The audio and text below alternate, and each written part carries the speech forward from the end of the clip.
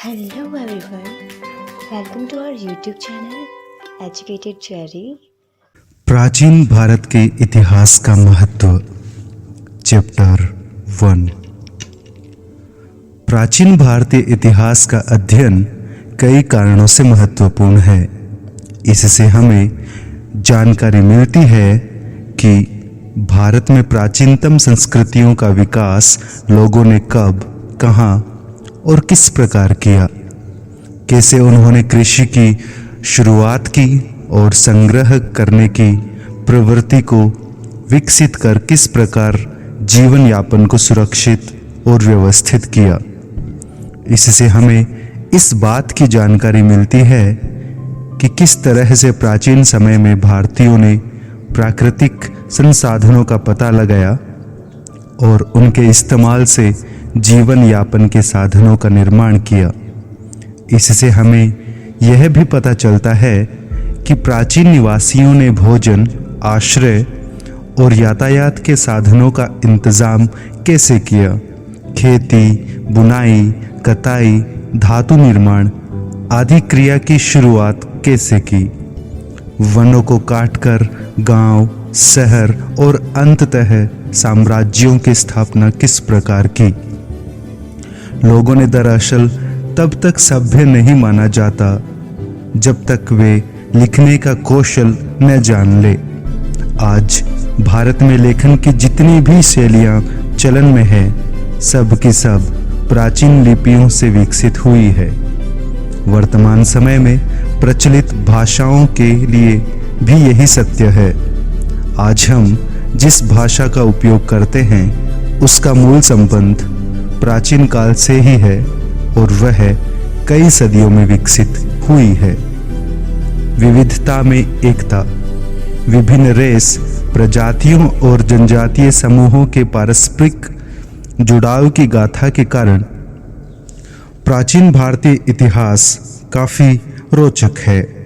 आर्यों के पूर्ववर्ती ग्रीक, इंडो आर्य, सीथियन, हूण, तुर्क आदि ने भारत को अपना घर बनाया। हर जनजातीय समूह ने भारतीय सामाजिक व्यवस्था, कला एवं शिल्प, भाषा एवं साहित्य आदि के विकास में अपना योगदान दिया। ये सारे लोग और इनकी संस्कृतियों के लक्षण इस तरह गुंथे हुए हैं कि आज भी इनकी मौलिकता की पहचान स्पष्ट रूप से की जा सकती है। उत्तर से दक्षिण, पूर्व से पश्चिम तक ये सांस्कृतिक तत्वों का सम्मिलन प्राचीन भारतीय संस्कृति की एक खास विशेषता है। आर्यों को उत्तर में वैदिक एवं पौराणिक संस्कृति तथा आर्यों से पहले की संस्कृति को दक्षिण के द्रविड़ एवं तमिल संस्कृति से जोड़कर देखा जाता है। हालांकि ईसा पूर्व 1500 से 500 के वैदिक ग्रंथों में मुंडा, द्रविड़ और कई संस्कृतेतर शब्द भी पाए जाते हैं। ये शब्द प्राय द्वीपीय और गैर वैदिक भारत से संबंधित विचार, संस्था, उत्पाद और अस्तित्व की ओर इशारा करते हैं। इसी तरह संगम साहित्य कहे जाने वाले प्राचीनतम तमिल ग्रंथों में भी पाली भाषा और संस्कृत के कई शब्द पाए जाते हैं जो ईसा पूर्व 300 से सन 600 तक प्रयोग किए जाते थे। यह भाषा गंगा के मैदानों में विकसित विचारों और संस्थाओं को दर्शाने वाली भाषा थी। आर्यों से पहले भी पूर्वी प्रदेशों में रहने वाली जनजातियों ने इस दिशा में अपने महत्वपूर्ण योगदान दिए। इस क्षेत्र के लोग मुंडा या कोलारियन भाषा बोलते थे। इंडो आर्यन भाषा में प्रयुक्त कपास, नौकायन, खुदाई, डंडा इत्यादि जैसे कई शब्दों को भाषाविदों ने मूलतः मुंडा भाषा से लिया गया बताया है। हालांकि छोटा नागपुर के पठारों में मुंडा के कई क्षेत्र हैं, लेकिन मुंडा संस्कृति के अवशेष इंडो आर्यन संस्कृति में प्रचुर मात्रा में विद्यमान हैं। इंडो आर्यन भाषा में कई द्रविड़ शब्द भी पाए जाते हैं। ऐसा माना जाता है कि वैदिक भाषा की ध्वनियों एवं शब्दों में जितनी व्याख्या मुंडा सांस्कृतिक प्रभाव के आधार पर की जा सकती है, उतनी ही द्रविड़ संस्कृति के प्रभाव के आधार पर भी की जा सकती है। प्राचीन काल से ही भारत कई धर्मों की भूमि रहा है। प्राचीन भारत में ब्राह्मण या हिंदू धर्म, जैन और बौद्ध धर्म का जन्म हुआ, किंतु इन सभी धर्मों संस्कृतियों ने आपस में सामंजस्य और संवाद स्थापित किया। भारतवासी बेशक भिन्न भिन्न भाषा, धर्म और सामाजिक रीति रिवाजों को मानते हों, लेकिन उनकी नीयत, जीवन शैली समान है। हमारा देश विविधताओं के बावजूद अपनी अंतर्निहित गहरी एकता को दर्शाता है। यहाँ अतीत काल में लोगों को एकता के लिए संघर्ष किया। भारतीय प्रायद्वीप भौगोलिक रूप से भली भांति सुपरिभाषित था और उसकी भौगोलिक एकता सांस्कृतिक समन्वय से परिपुष्ट थी। हालांकि इसके भीतर कई राज्य, भाषा, संस्कृति और समुदाय थे और धीरे धीरे लोगों ने प्रादेशिक पहचान विकसित की। जनपद कहे जाने वाले राज्य या क्षेत्रीय इकाई का नामकरण विभिन्न जनजातियों के आधार पर होता था। हालांकि पूरे देश का नाम शक्तिशाली सांस्कृतिक समुदाय आर्यों के कारण आर्यावर्त पड़ा। आर्यावर्त का अभिप्राय उत्तरी और केंद्रीय भारत से था, जिसका फैलाव पूर्वी से पश्चिमी समुद्र तक था। भारत का दूसरा नाम भारतवर्ष या भारत भूमि भी था।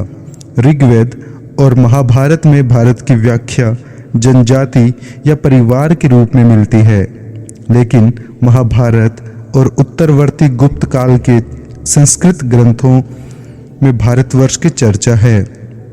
दरअसल यह नाम पृथ्वी के 9वें हिस्से के लिए प्रयुक्त होता था और गुप्त काल के बाद इसे भारत के लिए इस्तेमाल किया गया।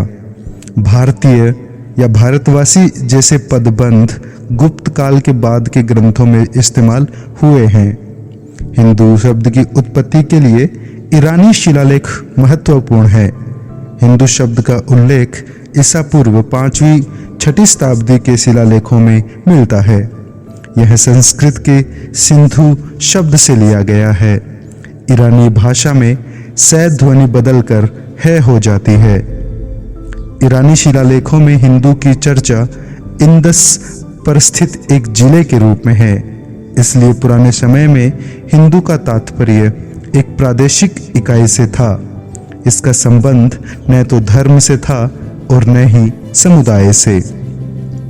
हमारे प्राचीन कवि, दार्शनिक और लेखक देश को एक अखंड इकाई के रूप में देखते थे। वे इस भूखंड को हिमालय से लेकर समुद्र तक एक क्षेत्र फैले हुए विस्तृत साम्राज्य के रूप में बताते हैं। जिन राजाओं ने हिमालय से केप कोमरिन तक और पूर्व में ब्रह्मपुत्र घाटी से लेकर पश्चिम में सिंधु से आगे तक अधिकार क्षेत्र बढ़ाने की कोशिश की, उनकी सर्वत्र प्रशंसा की गई। उन्हें चक्रवर्ती कहा जाता था। प्राचीन काल में ऐसी राजनीतिक एकता कम से कम 2 बार स्थापित हुई। ईसा पूर्व 3री शताब्दी में अशोक ने तुरंत दक्षिण को छोड़कर पूरे भारत में अपने साम्राज्य का विस्तार किया। अशोक के शिलालेख भारत पाकिस्तान के अधिकतम हिस्सों से लेकर अफगानिस्तान तक अलग अलग मिलते हैं। फिर 4वीं सदी में समुद्रगुप्त ने गंगा से लेकर तमिल भूमि तक की विजय यात्रा की। 7वीं शताब्दी में चालुक्य राजा पुलकेशिन ने हर्षवर्धन को हरा दिया, जो पूरे उत्तर भारत के राजा थे। कमजोर राजनीतिक एकता के बावजूद पूरे भारत का विभिन्न राजनीतिक ढांचा कमोवेश एकता के सूत्र में बंधा हुआ था।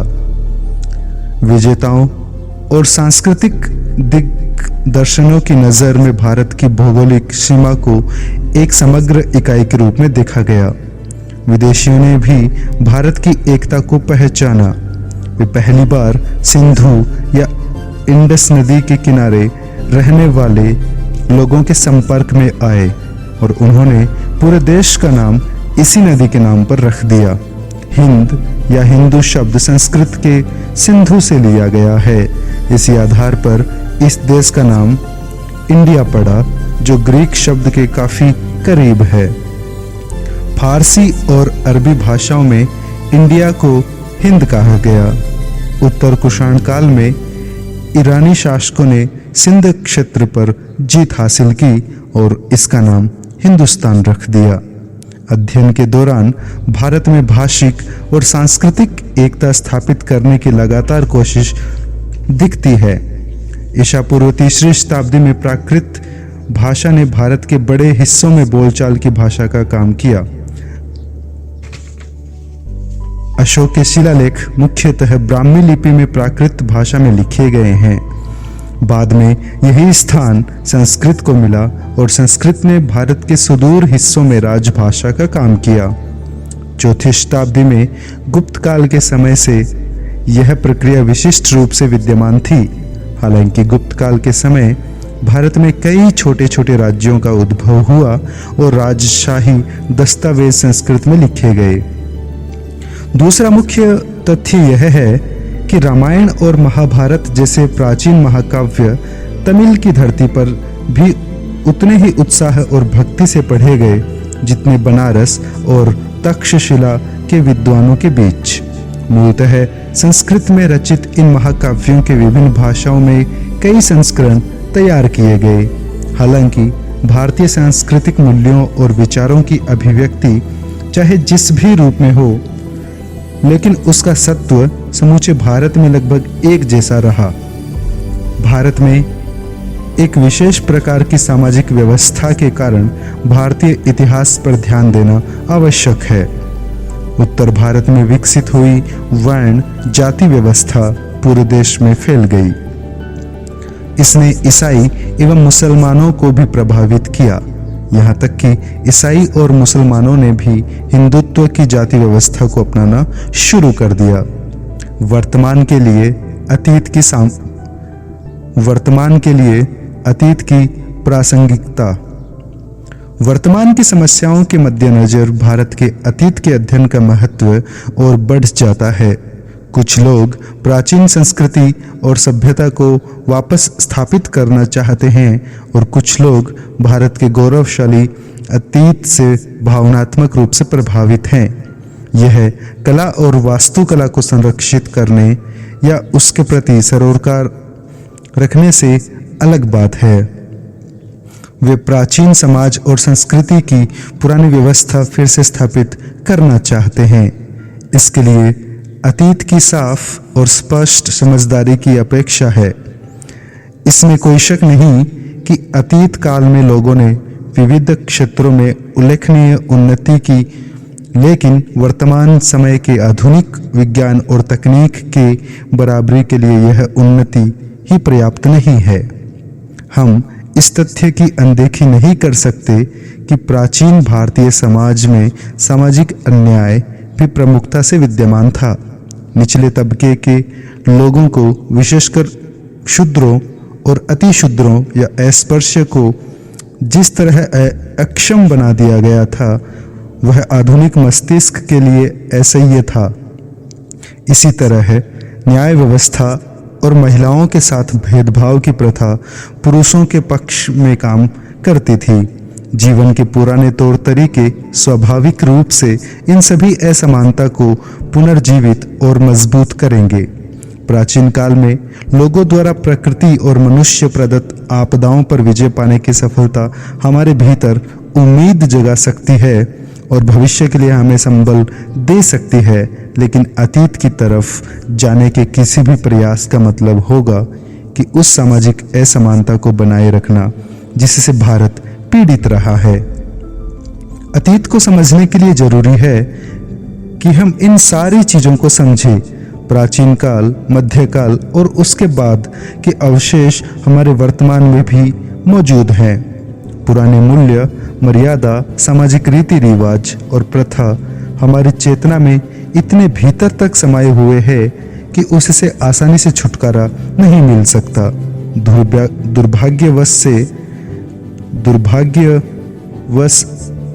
दुर्भाग्यवश से जीवन की यही बुराइयां व्यक्ति और समूचे देश के विकास को बाधित करती हैं और औपनिवेशिक काल में इन्हें जानबूझकर थोपा गया। अतीत की इन बुराइयों का जब तक उन्मूलन नहीं किया जाता, भारत बेहतर तरीके से विकास नहीं कर सकता है। जाति व्यवस्था और अलगाववाद भारत की लोकतांत्रिक एकीकरण और विकास के लिए बाधक है।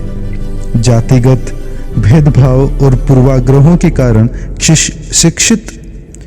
शिक्षित लोग भी मानव श्रम का सम्मान नहीं कर पाते और यह सामान्य मसलों पर भी एकीकरण में बाधा पहुंच जाता है। महिलाओं को मतदान का अधिकार बेशक दे दिया गया, लेकिन परंपरागत सामाजिक शोषण से उन्हें समाज में अपनी उचित भूमिका निभाने से वंचित रखता है। समाज के निचले पायदान पर खड़े लोगों के जीवन का सच भी यही है। प्राचीन इतिहास का अध्ययन हमें इन दुराग्रहों की जड़ों को गहनता से जांचने परखने में मदद करता है और जाति व्यवस्था को बनाए रखने, महिला को दोयम दर्जा देने, संकीर्ण धार्मिक अलगावों को बढ़ावा देने वाले कारणों को उजागर करता है। इसलिए प्राचीन भारत के अध्ययन से हमें न सिर्फ इसकी प्रासंगिकता का बोध होता है, बल्कि अतीत के वास्तविक स्वभाव को समझने में भी सहायता मिलती है और एक राष्ट्र के रूप में भारत के विकास के मार्ग में उपस्थित होने वाली असली बाधाओं की समझ बनती है। धन्यवाद।